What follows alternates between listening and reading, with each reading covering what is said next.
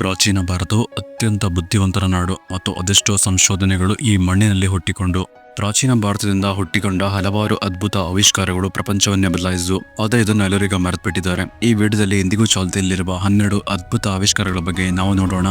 ವಿಡಿಯೋನ ಕೊನೆ ತನಕ ನೋಡಿ. ಕೆಲವೊಂದು ಆವಿಷ್ಕಾರಗಳು ನಿಮಗೆ ಆಶ್ಚರ್ಯವನ್ನುಂಟು ಮಾಡುತ್ತವೆ. ನಾವೆಲ್ಲರೂ ಶಾಲೆಗಳಲ್ಲಿ, ಕಟ್ಟಡ ನಿರ್ಮಾಣ ಕೆಲಸಗಳಲ್ಲಿ ಮತ್ತು ವಿಜ್ಞಾನದ ಪ್ರಯೋಗಾಲಯಗಳಲ್ಲಿ ಮತ್ತು ಹಲವಾರು ಕಡೆ ಈ ಅಳತೆ ಪಟ್ಟಿಗಳನ್ನು ಅಂದರೆ ಸ್ಕೇಲನ್ನು ಬಳಸ್ತಾ ಇರ್ತೀವಿ. ಆದರೆ ಸುಮಾರು 4000 ವರ್ಷಗಳ ಹಿಂದೆ ಭಾರತದಲ್ಲಿ ಮೊದಲ ಪ್ರಮಾಣೀಕೃತ ಅಳತೆ ಪಟ್ಟಿಗಳನ್ನು ತಯಾರಿಸಲಾಯಿತು. ಹೌದು, ಸಿಂಧೂ ನಾಗರಿಕತೆಯ ಪ್ರಾಚೀನ ನಗರ ಲೋಥಾಲ್. ಪುರಾತತ್ವ ತಜ್ಞರು ಈ ನಗರವನ್ನು ಉತ್ಖನನ ಮಾಡ್ತಾ ಇರುವಾಗ ಆನೆಯ ದಂತದಿಂದ ಮಾಡಲ್ಪಟ್ಟಿದ್ದ ಅಳತೆ ಪಟ್ಟಿಗಳು ಸಿಕ್ಕಿದ್ವು. ಈ ಅಳತೆ ಪಟ್ಟಿಗಳು ನಿಖರವಾದ ಗುರುತುಗಳನ್ನು ಹೊಂದಿದ್ವು. ಆ ಕಾಲದ ಜನರು ಅಳತೆಗಳನ್ನು ಚೆನ್ನಾಗಿ ಅರ್ಥ ಮಾಡಿಕೊಂಡಿದ್ರು ಎಂದು ಇದು ತೋರಿಸುತ್ತೆ. ಮತ್ತು ಇವು 0.05 ಮಿಲಿಮೀಟರ್ಗಳಷ್ಟು ನಿಖರವಾಗಿದ್ದವು. ಆ ಕಾಲಕ್ಕೆ ಇದೊಂದು ಅದ್ಭುತವಾದ ಸಾಧನೆ. ಈ ಅಳತೆಯ ಕೌಶಲ್ಯದಿಂದ ಪ್ರಾಚೀನ ಭಾರತವು ಎಂಜಿನಿಯರಿಂಗ್, ನಗರ ಯೋಜನೆ ಮತ್ತು ವ್ಯಾಪಾರ ಕ್ಷೇತ್ರದಲ್ಲಿ ಅತ್ಯಂತ ಪ್ರಗತಿಯನ್ನು ಸಾಧಿಸಿತ್ತು. ಮುಂದಿನದ್ದು ನಾವು ಪ್ರತಿದಿನ ಬಳಸುವ ವಸ್ತು, ಗುಂಡಿಗಳು, ಅಥವಾ ಸಿಂಪಲ್ ಆಗಿ ಹೇಳಬೇಕಂದ್ರೆ ಶರ್ಟ್ನ ಬಟನ್ಗಳು. ಮೊದಲು ಗುಂಡಿಗಳನ್ನು ಭಾರತದಲ್ಲಿ ಸುಮಾರು ಕ್ರಿಸ್ತಪೂರ್ವ 2000 ಇಸ್ವಿಯಲ್ಲಿ ತಯಾರಿಸಲಾಯಿತು. ಅಂದರೆ ಇಂದಿಗೆ ಸರಿಸುಮಾರು 4100 ವರ್ಷಗಳ ಹಿಂದೆ. ಇಂದಿನಂತೆ ಅವುಗಳನ್ನು ಬಟ್ಟೆಗಳನ್ನು ಜೋಡಿಸಲು ಮಾತ್ರ ಬಳಸ್ತಾ ಇರಲಿಲ್ಲ. ಅದು ಆ ಕಾಲಕ್ಕೆ ಒಂದು ಪ್ರತಿಷ್ಠೆಯ ಸಂಕೇತ ಆಗಿತ್ತು. ಈ ಬಟನ್ಗಳನ್ನು ಶಂಖಗಳಿಂದ, ಚಿಪ್ಪುಗಳಿಂದ ತಯಾರಿಸ್ತಾ ಇದ್ರು. ಈ ಗುಂಡಿಗಳು ಸುಂದರವಾದ ಕೆತ್ತನೆಗಳು ಮತ್ತು ವಿನ್ಯಾಸವನ್ನು ಹೊಂದಿದ್ವು. ನಂತರ ಈ ಗುಂಡಿಗಳ ಕಲ್ಪನೆ ಪ್ರಪಂಚದಾದ್ಯಂತ ಹರಡಿತು. ಆದರೆ ಇದರ ಕ್ರೆಡಿಟ್ ಭಾರತೀಯ ಕುಶಲಕರ್ಮಿಗಳ ಕೈಚಳಕಕ್ಕೆ ಸಲ್ಲಬೇಕು. ನೀರು ಯಾವಾಗಲೂ ಜೀವನಕ್ಕೆ ಅತ್ಯಗತ್ಯ. ಆದರೆ ಒಣ ಪ್ರದೇಶಗಳಲ್ಲಿ ನೀರನ್ನು ಸಂಗ್ರಹಿಸುವುದು ದೊಡ್ಡ ಸವಾಲು. ಇವತ್ತಿನ ಆಧುನಿಕ ಪ್ರಪಂಚದಲ್ಲಿಯೇ ಬೇಸಿಗೆ ಬಂದಂದ್ರೆ ನೀರಿಗಾಗಿ ಹಾಹಾಕಾರ ಉಂಟಾಗುತ್ತೆ. ಪ್ರಾಚೀನ ಭಾರತ ಜನ ಈ ಸಮಸ್ಯೆಗಳನ್ನು ಮೆಟ್ಟಿಲು ಬಾವಿಗಳನ್ನು ನಿರ್ಮಿಸುವ ಮೂಲಕ ಪರಿಹಾರ ಕಂಡುಕೊಂಡರು. ಕ್ರಿಸ್ತಪೂರ್ವ 2500ರಲ್ಲಿ ನಿರ್ಮಾಣಗೊಂಡ ಈ ಆಳವಾದ ಮೆಟ್ಟಿಲು ಬಾವಿಗಳು ನೀರನ್ನು ಸಂಗ್ರಹಿಸಿ ವರ್ಷ ಪೂರ್ತಿ ಜನರಿಗೆ ನೀರನ್ನು ಒದಗಿಸ್ತಾ ಇದ್ವು. ಈ ಬಾವಿಗಳ ಮೆಟ್ಟಿಲುಗಳನ್ನು ಅತ್ಯಂತ ಸುಂದರವಾಗಿ ವಿನ್ಯಾಸಗೊಳಿಸಲಾಗ್ತಾ ಇತ್ತು. ಗುಜರಾತ್ನಲ್ಲಿರುವ ರಾಣಿ ಕಿ ವಾವ್ ಎಂಬ ಬಾವಿಯು ಇದಕ್ಕೆ ಉತ್ತಮ ಉದಾಹರಣೆ. ಇದು ಈಗ ಯುನೆಸ್ಕೋ ವಿಶ್ವ ಪರಂಪರೆ ತಾಣವಾಗಿ ಗುರುತಿಸಲ್ಪಟ್ಟಿದೆ.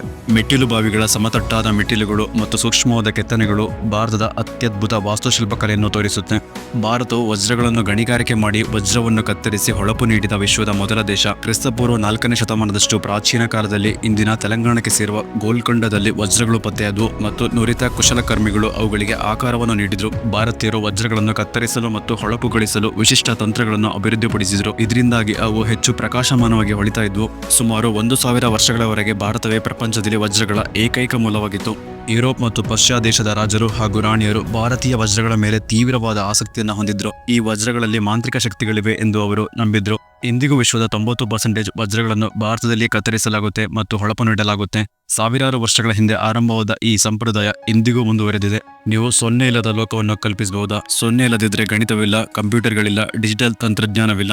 0 ಸಂಖ್ಯೆಯನ್ನು ಮೊದಲು ಕ್ರಿಸ್ತಶಕ 500ರ ಸುಮಾರಿಗೆ ಭಾರತದಲ್ಲಿ ಬಳಸಲಾಯಿತು. ಗಣಿತಜ್ಞ ಆರ್ಯಭಟ ಶೂನ್ಯವನ್ನು ಮೊದಲಿಗೆ ಒಂದು ಸ್ಥಳಪೂರಕವಾಗಿ ಬಳಸಿದ್ರು. ಆದರೆ ಬ್ರಹ್ಮಗುಪ್ತ ಇದಕ್ಕೆ ನಿಜವಾದ ಗಣಿತೀಯ ಅಸ್ತಿತ್ವ ನೀಡಿದ್ರು. ಈ ಮಹತ್ತರ ಆವಿಷ್ಕಾರದಿಂದಲೇ ಆಧುನಿಕ ಅಂಕಗಣಿತ ಸಾಧ್ಯವಾಯಿತು. ಇದರಿಂದ ಸಂಕೀರ್ಣ ಲೆಕ್ಕಾಚಾರಗಳು ಸುಗಮವಾದವು. ಶೂನ್ಯವಿಲ್ಲದ ಇಂದಿನ ಪ್ರಪಂಚ ಭಿನ್ನವಾಗಿರ್ತಾ ಇತ್ತು. ಭಾರತೀಯ ಶಸ್ತ್ರಚಿಕಿತ್ಸಕ ಸುಶ್ರುತರು ಇತಿಹಾಸ ಕಂಡಂತಹ ದೊಡ್ಡ ವೈದ್ಯ. ಅವರು ತಮ್ಮ ಕಾಲಕ್ಕಿಂತ ತುಂಬಾ ಮುಂದಿದ್ರು. ಕ್ರಿಸ್ತಪೂರ್ವ 600ರ ಸುಮಾರಿಗೆ ಅವರು ಒಂದು ಬಾಗಿದ ಸೂಜಿಯನ್ನು ಬಳಸಿ ಕಣ್ಣಿನ ಪೊರೆಯನ್ನು ತೆಗೆಯುವ ವಿಧಾನವನ್ನು ವಿವರಿಸಿದ್ರು. ಅವರ ಪುಸ್ತಕವಾದ ಸುಶ್ರುತ ಸಂಹಿತೆಯನ್ನು ಭಾರತದಲ್ಲಿ ಮತ್ತು ಗ್ರೀಸ್ ಹಾಗೂ ಚೀನಾದಂತಹ ಇತರ ದೇಶಗಳಲ್ಲಿ ಶಸ್ತ್ರಚಿಕಿತ್ಸೆಗೆ ಮಾರ್ಗದರ್ಶಿಯಾಗಿ ಬಳಸಲಾಯಿತು. ಇಂದು ಕಣ್ಣಿನ ಪೊರೆ ಶಸ್ತ್ರಚಿಕಿತ್ಸೆ ಅತ್ಯಂತ ಸಾಮಾನ್ಯವಾಗಿದೆ. ಆದರೆ ಇದರ ಸಂಪೂರ್ಣ ಕ್ರೆಡಿಟ್ ಪ್ರಾಚೀನ ಭಾರತದ ತಜ್ಞ ವೈದ್ಯರಿಗೆ ಸಲ್ಲಬೇಕು. ಯೋಗವನ್ನು ಇಂದು ವಿಶ್ವದಾದ್ಯಂತ ಅಭ್ಯಾಸ ಮಾಡಲಾಗುತ್ತೆ. ಆದರೆ ಇದು ಭಾರತದಲ್ಲಿ 5000 ವರ್ಷಗಳಿಗಿಂತ ಹಿಂದೆ ಆರಂಭ ಆಯಿತು. ಋಗ್ವೇದ ಮತ್ತು ಪತಂಜಲಿಯ ಯೋಗ ಸೂತ್ರಗಳಂತಹ ಪ್ರಾಚೀನ ಗ್ರಂಥಗಳು ಯೋಗವನ್ನು ದೇಹ, ಮನಸ್ಸು ಮತ್ತು ಆತ್ಮವನ್ನು ಒಂದುಗೂಡಿಸುವ ಮಾರ್ಗವೆಂದು ವಿವರಿಸುತ್ತವೆ.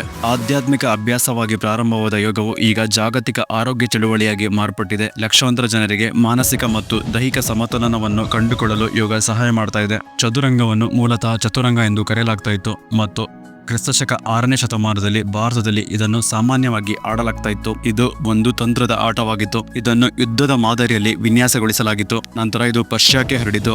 ಅಲ್ಲಿ ಇದು ಶತ್ರಂಜ ಆಯಿತು. ಕೊನೆಗೆ ಆಧುನಿಕ ಚದುರಂಗವಾಗಿ ರೂಪುಗೊಂಡಿತು. ಚೆಕ್ಮೇಟ್ ಎಂಬ ಪದವು ಪರ್ಷಿಯನ್ ಶಬ್ದ ಶಾಮ್ ಮತ್ನಿಂದ ಬಂದಿದೆ. ಇದರ ಅರ್ಥ ರಾಜ ಮೃತನಾದನು. ಆದರೆ ಈ ಆಟದ ಅನ್ವೇಷಣೆಯಾಗಿದ್ದು ಭಾರತದಲ್ಲಿ. ವಿಶ್ವದ ಮೊದಲ ಶಾಹಿಯನ್ನು ಭಾರತದಲ್ಲಿ ಕ್ರಿಸ್ತಪೂರ್ವ 400ರ ಸುಮಾರಿಗೆ ತಯಾರಿಸಲಾಯಿತು. ಇದನ್ನು ಮುಸಿಶಾಹಿ ಎಂದು ಕರೆಯಲಾಗ್ತಾ ಇತ್ತು. ಸುಟ್ಟ ಮೂಳೆಗಳು, ಟಾರು ಮತ್ತು ಸಸ್ಯಗಳಿಂದ ಮಾಡಲಾಗ್ತಾ ಇತ್ತು. ಜನರು ಇದನ್ನು ತಾಳೆ ಎಲೆಗಳ ಮೇಲೆ ಮತ್ತು ಕೆಲವು ಮರದ ತೊಗಟೆಗಳ ಮೇಲೆ ಬರೆಯಲು ಬಳಸ್ತಾ ಇದ್ರು. ಈ ಪ್ರಾಚೀನ ಬರಹಗಳಲ್ಲಿ ಕೆಲವು ಇಂದಿಗೂ ಉಳಿದಿವೆ.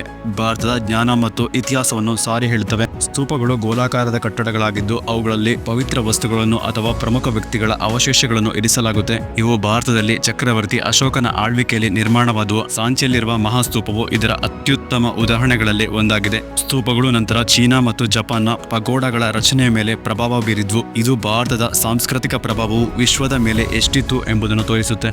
ಆಯುರ್ವೇದವು ವಿಶ್ವದ ಅತ್ಯಂತ ಹಳೆಯ ವೈದ್ಯಕೀಯ ಪದ್ಧತಿ. ಇದು ಭಾರತದಲ್ಲಿ 5,000 ವರ್ಷಗಳಿಗೂ ಹಿಂದೆ ಆರಂಭವಾಯಿತು. ಇದು ಆಹಾರ, ಔಷಧೀಯ ಸಸ್ಯಗಳು ಮತ್ತು ಜೀವನ ಶೈಲಿಯ ಮೂಲಕ ದೇಹ, ಮನಸ್ಸು ಮತ್ತು ಆತ್ಮದ ಸಮತೋಲನವನ್ನು ಕಾಪಾಡುವ ಮೂಲಕ ರೋಗವನ್ನು ತಡೆಗಟ್ಟುವಲ್ಲಿ ಸಹಾಯ ಮಾಡುತ್ತದೆ. ಶಸ್ತ್ರಚಿಕಿತ್ಸೆಯ ಪಿತಾಮಹ ಎಂದು ಕರೆಯಲಾಗುವ ಸುಶ್ರುತರು ತಮ್ಮ ಪುಸ್ತಕದಲ್ಲಿ ಸಂಕೀರ್ಣ ವೈದ್ಯಕೀಯ ವಿಧಾನಗಳನ್ನು ವಿವರಿಸಿದ್ದಾರೆ. ಚರಕರು ಚರಕ ಸಂಹಿತೆಯನ್ನು ಬರೆದ ಪ್ರಸಿದ್ಧ ವೈದ್ಯರು. ಈ ಗ್ರಂಥವು ಗಿಡಮೂಲಿಕೆ ಔಷಧಿಗಳು, ಸಮತೋಲನ ಆಹಾರ ಪದ್ಧತಿ ಹಾಗೂ ಆರೋಗ್ಯವನ್ನು ಕಾಪಾಡುವ ವಿಧಾನಗಳ ಬಗ್ಗೆ ವಿವರಿಸುತ್ತೆ. ಇಂದಿಗೂ ಸಹ ಆಯುರ್ವೇದವು ವಿಶ್ವದಾದ್ಯಂತ ವ್ಯಾಪಕವಾಗಿ ಬಳಕೆಯಲ್ಲಿದೆ. ನಳಂದ ವಿಶ್ವವಿದ್ಯಾಲಯ ಇದು ಇತಿಹಾಸದಲ್ಲಿನ ಅತ್ಯಂತ ಮಹೋನ್ನತ ಶಿಕ್ಷಣ ಕೇಂದ್ರಗಳಲ್ಲಿ ಒಂದಾಗಿದೆ. ಕ್ರಿಸ್ತಶಕ 427ರಲ್ಲಿ ಬಿಹಾರದಲ್ಲಿ ಸ್ಥಾಪಿತವಾಗಿತ್ತು. ದೂರದಿಂದ ಕಲಿಯಲು ಬಂದ ವಿದ್ಯಾರ್ಥಿಗಳಿಗೆ ಉಳಿದುಕೊಳ್ಳಲು ವಸತಿ ವ್ಯವಸ್ಥೆ ಇತ್ತು. ಇದು ವಿಶ್ವದ ಮೊದಲ ವಸತಿ ವ್ಯವಸ್ಥೆಯನ್ನು ಹೊಂದಿದ್ದ ವಿಶ್ವವಿದ್ಯಾಲಯವಾಗಿತ್ತು.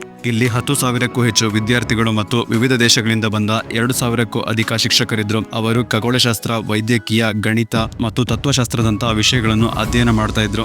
ಆಕ್ಸ್ಫರ್ಡ್ ಅಥವಾ ಕೇಂಬ್ರಿಡ್ಜ್ಗಿಂತ ಬಹಳ ಮೊದಲೇ ನಳಂದವು ಜಾಗತಿಕ ಜ್ಞಾನದ ಕೇಂದ್ರವಾಗಿತ್ತು. ನಳಂದವು ಕೇವಲ ಒಂದು ವಿಶ್ವವಿದ್ಯಾನಿಲಯವಾಗಿರದೆ ವಿದ್ವಾಂಸರ ಸಮಗ್ರ ನಗರವಾಗಿತ್ತು. ಇದು ಭಾರತವು ಪ್ರಾಚೀನ ಕಾಲದಿಂದಲೂ ಜ್ಞಾನದ ತವರು ಹಾಗೂ ಹೊಸ ಅನ್ವೇಷಣೆಗಳ ಜನ್ಮಭೂಮಿ ಎಂಬುದನ್ನು ಸಾರಿ ಹೇಳುತ್ತೆ. ನಾವು ಟೆಕ್ಸ್ಟ್ ಬುಕ್ನಲ್ಲಿ ಓದಿರುವುದಕ್ಕಿಂತ ಹೆಚ್ಚಿನ ಕೊಡುಗೆ ಭಾರತ ವಿಶ್ವಕ್ಕೆ ನೀಡಿದೆ. ನಿಮ್ಮನ್ನು ಅತ್ಯಂತ ಆಶ್ಚರ್ಯಗೊಳಿಸಿದ ಆವಿಷ್ಕಾರ ಯಾವುದು? ಕಾಮೆಂಟ್ ಬಾಕ್ಸ್ನಲ್ಲಿ ನಮ್ಮೊಂದಿಗೆ ಹಂಚಿಕೊಳ್ಳಿ. ಭಾರತದ ಇತಿಹಾಸದ ಈ ರೋಮಾಂಚಕ ಪ್ರಯಾಣವು ನಿಮಗೆ ಇಷ್ಟವಾದರೆ ಮತ್ತಷ್ಟು ಅದ್ಭುತ ಕಥೆಗಳಿಗಾಗಿ ಲೈಕ್ ಮಾಡಿ, ಶೇರ್ ಮಾಡಿ ಮತ್ತು ಸಬ್ಸ್ಕ್ರೈಬ್ ಮಾಡುವುದನ್ನು ಮರೆಯದಿರಿ. ಭಾರತೀಯರಾಗಿ ಹುಟ್ಟಿದ್ದಕ್ಕೆ ಹೆಮ್ಮೆ ಪಡಿ ಅಂತ ಹೇಳ್ತಾ ಈ ವಿಡಿಯೋನ ಮುಗಿಸ್ತಾ ಇದ್ದೀನಿ.